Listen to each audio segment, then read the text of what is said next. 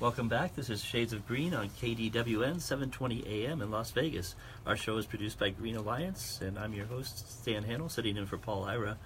Our guests in the second half of this show is our Louise Helton and Scott Shaw from One Sun Solar. And we were talking about a general rate case that's been going on with NV Energy, and the Public Utilities Commission, appointed board of 3 commissioners by the governor, oversees those kind of things, helps makes decisions about rates for next year. And so that's winding down now. We've had a public hearing last week that we talked about on our last show. Yes, right, yeah. The final public hearing, and so that decision, I guess, will be coming out at the end of this month. Yeah, we're expecting the draft decision, and then once that draft decision is out, then the commissioners will vote on it, and it'll go into effect the beginning of next year. That's fantastic. Yeah. So there was some back and forth, I guess, on how much of an increase or not that was going to come down the pipe. I think there was a proposal by NV Energy. They pulled that back after the Public Utilities Commission examined it. And what do you think is about what we might see next year in terms of rate increase? Plus or minus? I'm thinking you are correct. They initially had proposed to increase the basic service charge on everyone, thinking that that's what's covering the maintenance of the grid. Thankfully, they pulled that back. It looks, the latest information that I was able to ascertain is that it looks like we'll probably have an 8% increase overall. Mm-hmm. It could be lower though. Yeah, well, I'll find out for sure pretty soon, but it doesn't look like anything desperate's going to happen. So pretty much status quo. You're right. That sounds good. So, and we'll, in your next energy bill, you'll probably get a statement to that effect, and kind of a look ahead as to what's to come. Well, I'll see what Santa brought us. That's right. Yes, right. And then another issue that we were talking about earlier is the energy choice vote that's going on. Before we get to energy choice, there's one thing I want to mention, and that has to do with folks who were in the grandfathered group. Yes. That had wanted to have solar on their house, maybe hadn't moved forward yet. They have until February 28th of 2018 to have their system fully installed. It has to be finished by then.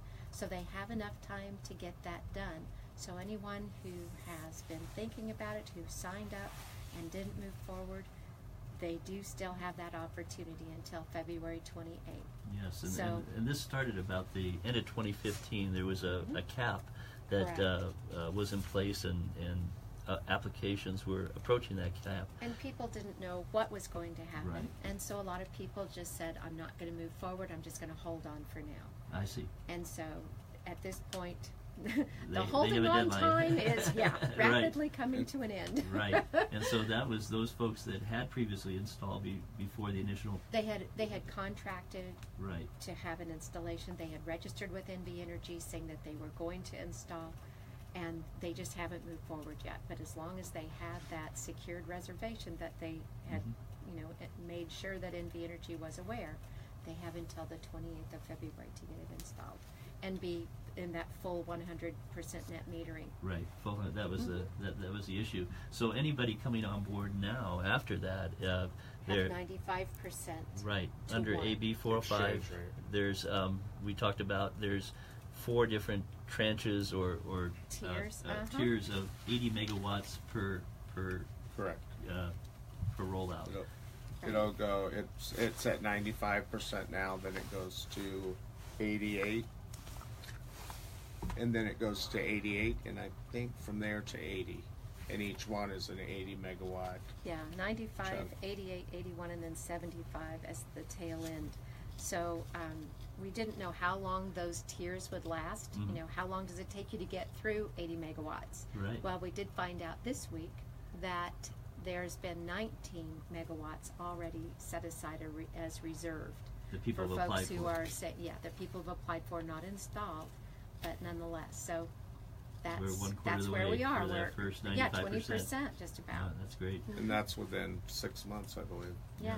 And you were saying the actual installations now over 6 months are a little bit behind that, and possibly not everybody in that 90% is going to go forward. That's true. But it's still good motion, I guess. That's good. Yeah. Fantastic. And then going back to energy choice, in the last election, in 2016 election, there was an initiative, question 3 on the ballot.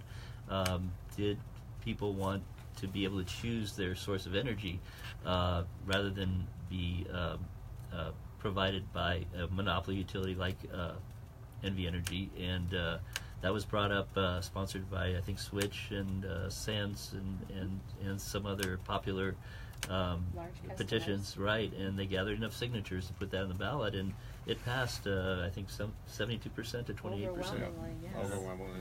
Yeah. So in the initiative process, that has to come around a second time. People have to evaluate it, and our legislative committee was actually formed, I think, to look at some of the issues that are associated with that. And then in 2018, we'll vote on it a second time, and if it passes, it becomes law.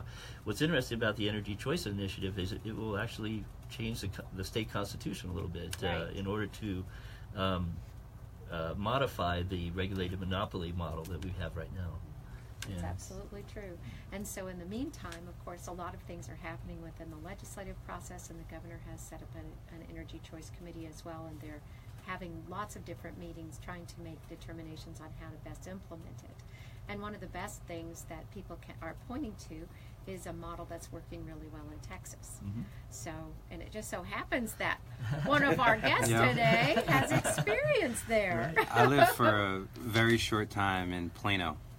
And my wife and I, when we were approached, like, they send you all these things, and we were in an apartment, and I was like, I think there's more than one energy company here, and you were able to actually negotiate your energy, which, being from Long Island, you had one choice. It was called Lilco back then, and being here 22 years, one choice.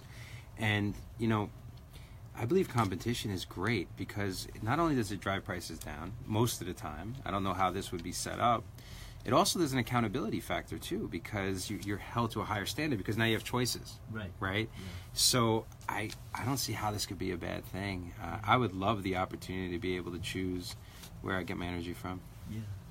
Yeah, I think one thing that would happen then is NV Energy, in that case, if it does go through, would become the carrier. They would, so you can think of a cell phone analogy like Verizon or AT&T.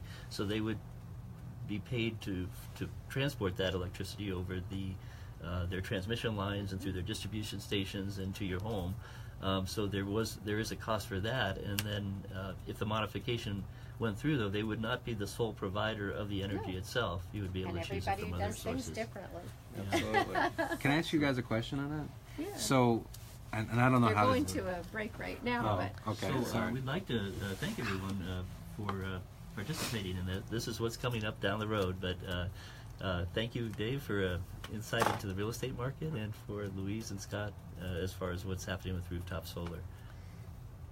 Keep it green out there. Thank you.